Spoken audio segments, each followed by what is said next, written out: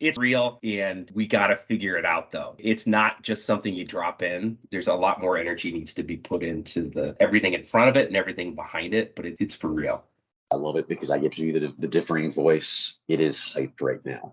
Don't get me wrong. I love AI. I love the concept of it. And we do have more intelligent systems. The concept of AI, though, is independent. And that's what we should always be guarding against and trying to measure against, in my mind. Are we going to get there? I think so. And that's the figuring out part. But right now, AI is a lot of good data scientists putting algorithms in to get those results. We aren't at the point where the machine is asking the question for us. And that's the piece I would love to see us get to. We're still asking all the questions to figure out the answers. We're not truly at the point now where some of the questions are being posed for us. Almost. So just recently got back from reInvent, AWS's biggest conference, right? And we start talking about training models because AI, ML, anytime you talk to a hyperscaler, whether it's AWS or Microsoft or Google, they all have something that they're trying to bring to market for it, right? And conversational chat, because that's one of the biggest things that we've invested in as a group of technologists over the years, are so close. There's so much power, and we make a lot of use of them as we work with our clients today. There's strengths and weaknesses in the platform, and I will say it is real. ChatGPT has a fantastic approach, and we're getting better and better with different products from AWS, Azure, and GCP that are providing us frameworks to bring these things about. The amount of effort and work that it takes to create these solutions still, I really hope the systems get smarter and smarter as we go along, because we're spending a lot of time and effort making it so these systems can do this yet. I'm not that far off from you. My foot is more on the hype side right now, only because my personal experiences. I love the idea and I would love to see it get better over time. My personal experiences, though, especially when you factor in voice, if you weave voice into the equation too, I've been underwhelmed. I have a higher expectation from an experience perspective. I still kind of laugh. I still kind of scoff at some of the advertisements that I see for it because I'm like, not yet. Not arguing with you there. And that's where I think I still coach it as it's just way too much human interaction to get it so these systems actually work as seamlessly as we want them to. And it's just like the machine isn't doing it for us yet. Once it gets to the point where I can hit a button and all of a sudden it works, I will be all behind AI. I'm WTF. I don't get it. I'm not there. So I'll give a little color for you to this. I've been working with computers. I used to play online games all the time. The first company I ever ran hosted multi-user dimension game. That was text-based online multiplayer games back in the 90s. That was the first thing I ever did. So I love the idea of a metaverse. The problem is the WTF comes up because until we get to a point where, let's talk about a modern thing that hopefully some of our people have actually seen, Ready Player One, it's a big movie. It was a TV show. This whole idea that you could exist inside of a virtual space. Once we get to the point where we can actually do that and interact, and we have the hardware to support that experience rather than just a pair of goggles, which is VR today, then we can talk about the metaverse. I think we're not anywhere close to that. I think AI is going to have to happen before we even get into a conversation where something like the idea behind metaverse actually happens.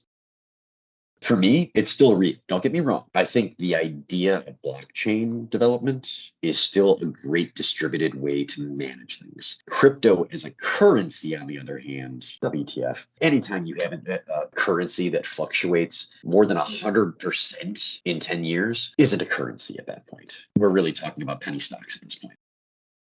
Remote work is real. I think we're better humans as a result of it. I do miss the face-to-face interaction. And I do have my moments where I remember seriously the joy of being on the train and commuting. Everybody being forced to get up and walk to lunch. I do miss some of that. I think we are sufficiently replacing it and finding other ways to exercise that muscle. I think it's real. I didn't like it. I was resistant. And now I've grown to really like it. And I think it's a better place to be. I've been working in consulting firms for way too long. Let's just leave it there. That job's almost always been a portion remote work. Whether we're supporting somebody overseas or their office happens to be 1,000 miles away on the other side of the country. One way, shape, or form, remote work's been kind of part of my life. So the idea of a full-fledged everyone going to remote was always one of those things where I went, why not?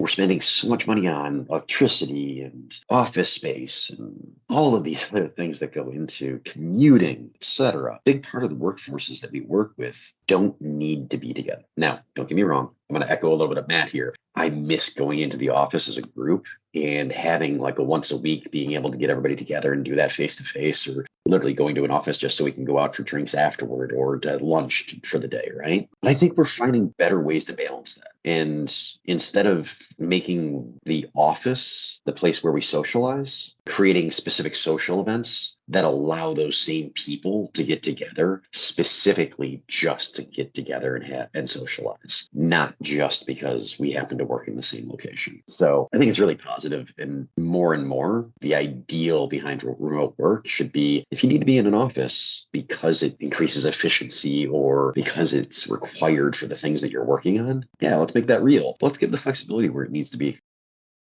I love him. I think he's great. I enjoy him from an entertainment perspective. That he's an innovator. He's doing things differently. Whether you like what he's doing or not, he's doing things differently. And so I appreciate that. This is one of the few places in the hot seat where I think my opinion came out more than any other place, because somebody would say something, I'm like, yeah, I got to agree with you 100% on that one. Elon has a ton of hype, but that is his personality. I wish he would focus more on the innovation portions of his world and his motivation of his employees, because I think the way that he addresses the world and then the way that he actually works are two different things. And I didn't get into this with any of the interviewees, but we kind of talked ancillary on some of it. But, you know, if you look at the history of Tesla or SpaceX, the way that he basically created a company, did not care who was competing with it. He said, this is the vision, this is the product, and we're going to the moon. That was as simple as it was. And then he got really smart to create that vision in reality. And we need a lot more people like that in the world, because the more that we take vision and turn it into reality and turn these things into something that are useful for the world, the better everyone's going to be. And that's one of the reasons I love this hot seat question for our interviewees too, is because yes, there's a little bit of tongue in cheek in there talking about a major personality in the world, but there's also a reflection of what we admire in what he did in every single one of those. Yeah, we talked down about the Twitter stuff and the weird things that happen when he just randomly tweets out about a company's stock, right? And the fact that Dogcoin wouldn't even be a thing without some of his tweets at one point. All of those came up at one point in these interviews, but then there's always that one little add-on that each of the interviewees would talk about. And it was whether it's the Tesla or the things he does with SpaceX, or even the, Board, his tunneling company, right? All of these things were brought up and admired in one way, shape, or form because they are doing something that's valuable for the world.